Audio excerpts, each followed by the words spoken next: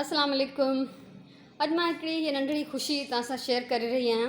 हीअ इलाही सालनि जूं जमा थियल ख़ुशियूं आहिनि जेके मुंहिंजूं ऐं मुंहिंजे ॿारनि जूं नंढियूं नंढियूं कामयाबियूं हैं। आज मैं आपके साथ ये अपनी एक बहुत ही खुशी की बातें शेयर कर रही हूँ। ये खुशी जो है वो मेरी और मेरे बच्चों की छोटी छोटी कामयाबियाँ हैं। एक बॉक्स में खाली कर चुकी हूँ इन ट्रॉफीज़ से, एक शॉपर में ये भरे हुए हैं और इनमें से बहुत सारे तो बहुत बहुत पुराने हैं। कोई 25 साल 28 साल भी पुराने हैं, 30 साल भी पुराने हैं इसमें।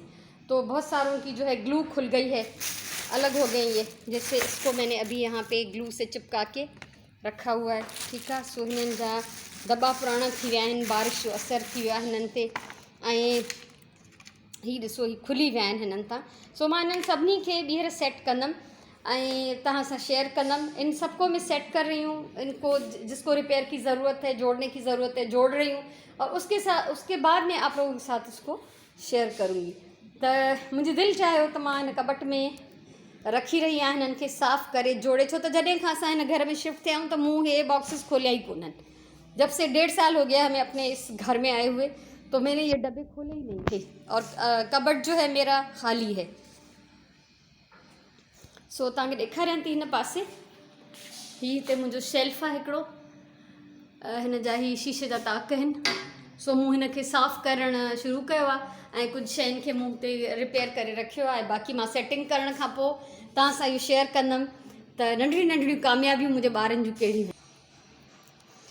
सो मुंहिंजो हीउ शेल्फ जेको आहे उहो सेट थी चुको आहे, ठीकु आहे।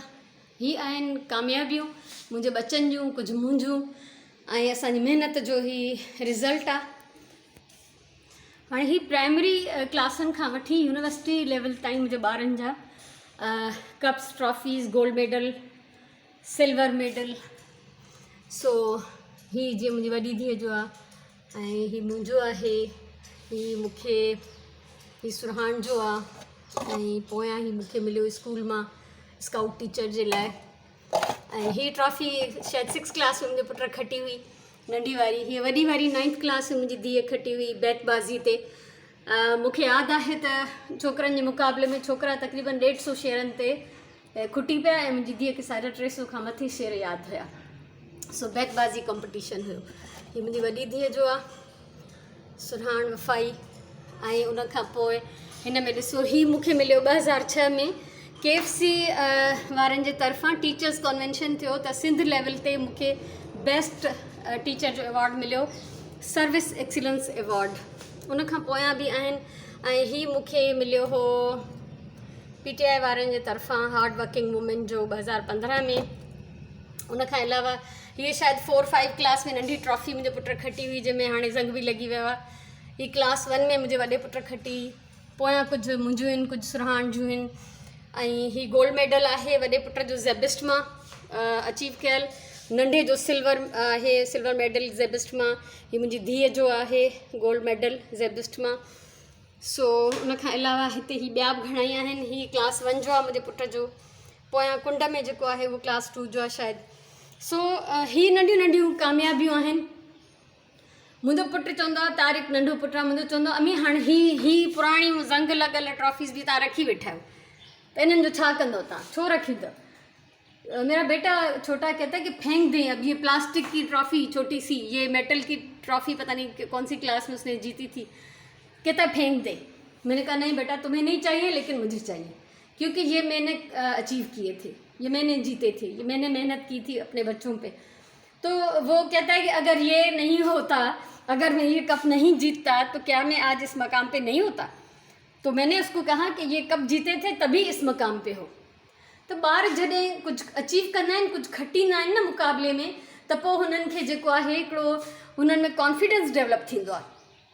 त इन करे ज़रूरी आहे त पेरेंट्स जेके आहिनि उहे पंहिंजे ॿारनि खे टाइम ॾियनि, उहे पंहिंजे ॿारनि जे लाइ जेको आहे न स्ट्रगल कनि। ऐं सची ॻाल्हि इहा आहे त माउ पीउ थियण खां पोइ पाण खे विसारे छॾिजे, पाण खे ॿिए नंबर ते रखिजे। पहिरें नंबर ते असांजी तरजीह जेका हुजे उहा असांजा ॿार हुजणु खपनि। तो ये छोटी छोटी कामयाबियाँ हैं जो बच्चे मेरे कहते हैं। अच्छा, मेरी बेटी ने तो कहा था कि अम्मी बस ये ट्रॉफ़ी बहुत पुरानी हो गई, इसको भी फेंक दें। मैं कुछ नहीं फेंकती। ये तो शील्ड्स और ट्रॉफ़ीज़ हैं कुछ मेरे पास जो मैंने यहाँ रखी हैं, कुछ उनके अपने पास भी हैं बच्चों के, और सर्टिफिकेट्स की तो कोई हद नहीं है। अगर मैं उनको फ्रेम करवा के लगा लूँ तो पूरे घर में लग जाएंगे। ठीकु आहे। सो ही नंढड़ियूं नंढड़ियूं कामयाबियूं आहिनि, नंढी नंढी ख़ुशी आहे। सो अॼु मां हिनखे सेट पई कयां त मुंहिंजी दिलि चाहियो त मां तव्हां सां इहे शेयर कयां। ऐं मुंहिंजा सभु ॿार माशाल्लाह, मुंहिंजा चारई ॿार ॾाढा महिनती आहिनि ऐं हिन में कुझु अचीवमेंट्स मुंहिंजियूं बि आहिनि जीअं मूं तव्हांखे ॾेखारियो। सो दिलि चाहियो त अॼु मां तव्हां सभिनी सां शेयर कयां। तव्हां सां घणो कुझु शेयर कंदी रहां थी त हीअ बि मूंखे एतिरो वैल्यूएबल लॻो त हीअ शेयर कजे। सो जॾहिं न ॿार स्कूल मां कंहिं इदारे मां कुछ खटे तो अचे तो वह कामयाबी माँ पी जी होती है। तो बच्चा जब भी कुछ अचीव करता है तो वो जो कामयाबी है वो उसके वालदेन की होती है। वो बच्चे को तो पता नहीं है, वो तो खुश होता है एक ट्रॉफ़ी लेके। अच्छा, आप ये देखें कि दुकानें भरी हुई हैं ट्रॉफ़ीज़ से, हम ख़रीद के शेल्फ में क्यों नहीं रखते? शो मार सकते हैं कि ये हमारे पास इतनी है, लेकिन नहीं, जो जीतने का मज़ा है ना वो किसी और चीज़ का नहीं। अब इन ट्रॉफ़ीज़ की क्या कीमत होगी? 400, 500, 600 वक्त के हिसाब से थोड़ी बहुत, फिर भी कुछ 100 की होंगी, कुछ सैकड़ों रुपीस की होंगी, लेकिन जो जीतने का मज़ा है, जो खुशी है, जो फ़ख्र है, तो उसकी तो कुछ बात ही और है। सो मूंखे पंहिंजे बच्चन ते फ़ख्र आहे। मूंखे अल्हम्दुलिल्लाह पाण मां जेको कुछ ज़िंदगी में अचीव कयो आहे उन ते मूंखे फ़ख्र आहे ऐं शुक्र आहे अल्लाह जो। मां जेको चाहियो त मुंहिंजा ॿार उन लाइक़ु थिया।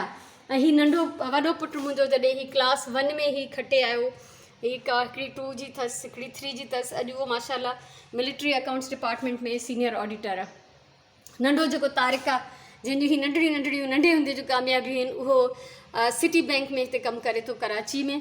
ऐं वॾी मुंहिंजी धीअ हीअ टीचर आहे ऐं नंढी मुंहिंजी जंहिंजी हीअ अचीवमेंट आहे ऐं ॿियूं बि घणियूं अथसि, उहा माशाल्लाह PhD बि करे थी, जॉब बि करे थी हिकिड़ी ॿाहिरां जी कंहिं कंपनी में।